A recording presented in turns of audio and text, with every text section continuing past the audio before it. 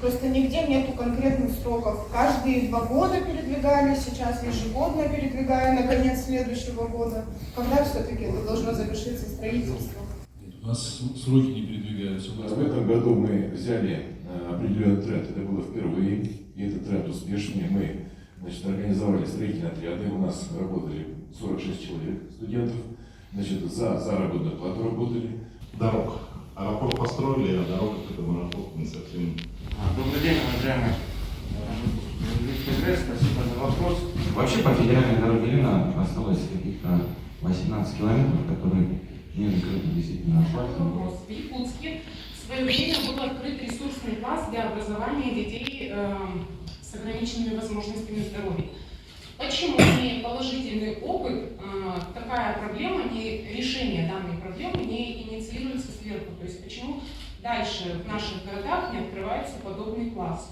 Потому что аэропорт построили новый, большой, взлетная полоса самая большая, и теперь необходимо, наверное, продвигаться в дальнейших направлениях. Добрый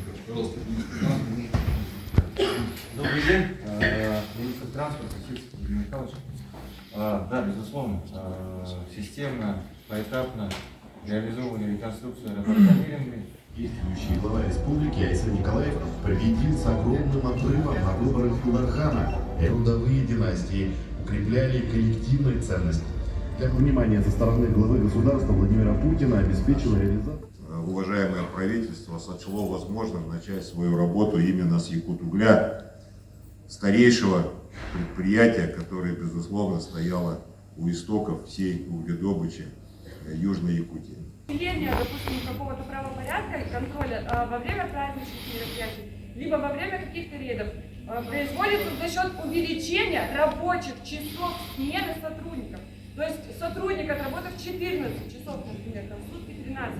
Как вы считаете, он может адекватно и объективно оценять ситуацию? По-моему, в Чугмане мы говорили, да, о том, что уменьшается количество, значит, во-первых, отделений полиции, сотрудников полиции, есть проблемы с комплектованностью, с условиями работы, с зарплатами и так далее, и так далее. Здесь действительно федеральная трасса Лена, она сегодня является дорогой третьей категории. Недавно был массовый тоже ДТП было с достаточно большим количеством пострадавших. Наши дороги должны быть проезжими и для автомобилистов, и для городского транспорта, для скорой помощи, для мусоровозов, потому что во дворах, я не знаю, как они там выезжают у нас внутри квартала. Кого не кусают, я сам видел, как бросаться на людей. Кто-нибудь этим вопросом будет заниматься? Спасибо. Спасибо. Вопрос звучит на самом деле очень остро. Категорию С, категорию Д, категорию Е получить ребята не могут. Поэтому хочется возродить школу ДСАФ. Обращались в администрацию с письмом с тем, чтобы хотя бы большой автобус предоставлять. Не с тем уже, чтобы увеличить количество рейсов, но большой автобус. Но этого нет. И люди с утра у нас вот по этому морозу, стоя на остановках, потом втискиваются, кому-то плохо становится. Ну, у меня все.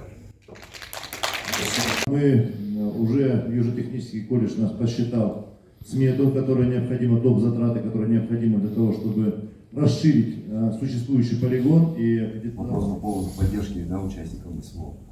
Я уже 8 месяцев здесь, ну, на Якутугле я уже работаю где-то 6 месяцев.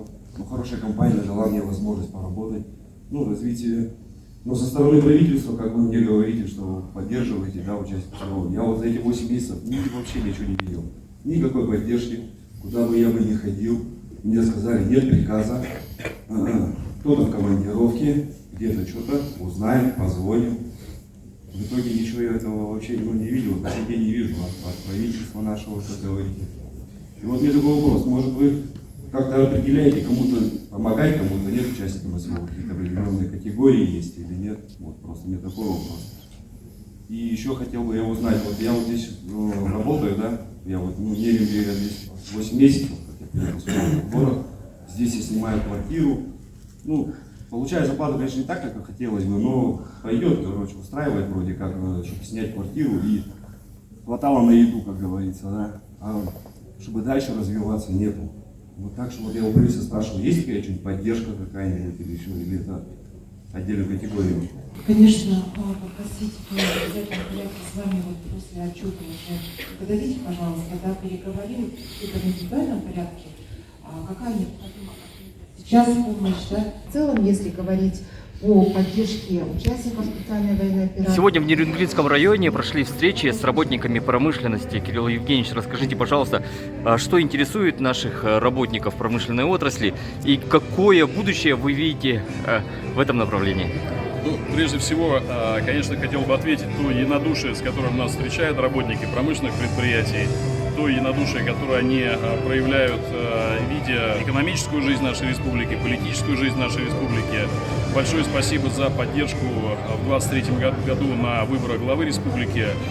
Конечно, команда главы, команда Асена Сергеевича Николаева продолжает линию такого уверенного и активного взаимодействия с федеральным центром по основным направлениям реализации проектов. Конечно, в основном это все в рамках президентских национальных проектов.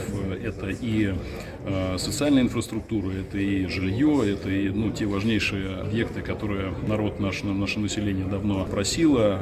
В плане Нерюнгринского района мы получили благодарность и обратную связь в связи с вводом важнейших таких инфраструктурных объектов, как Нерюнгринский аэропорт, как объекты по программе переселения, как социальные объекты, в частности по линии медицины. Очень много объектов уже сейчас реконструировано, проведен капремонт, построено, переоснащено, и еще 14 объектов сейчас находятся в стадии этих работ. И, конечно, люди это отмечают, коллективы предприятия это отмечают, и это то, что, собственно, они давно просили. Отдельно хочу сказать, что много было вопросов по развитию человеческого капитала, по развитию образования. В этой части мы также видим очень такую позитивную обратную связь. Во-первых, потому что активно развиваются точки роста наших компетенций молодых специалистов. Это Южно-Якутский технологический колледж, это и филиал СВФУ в Нерюнгре.